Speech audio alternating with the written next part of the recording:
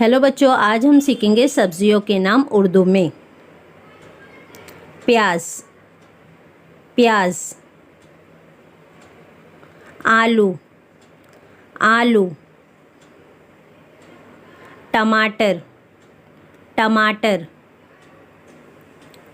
गाजर, गाजर। चुकंदर, चुकंदर। बैगन, लहसुन, लहसुन। खीरा, नींबू, नींबू। रतालू, रतालू। If you like my video, please like, share and subscribe.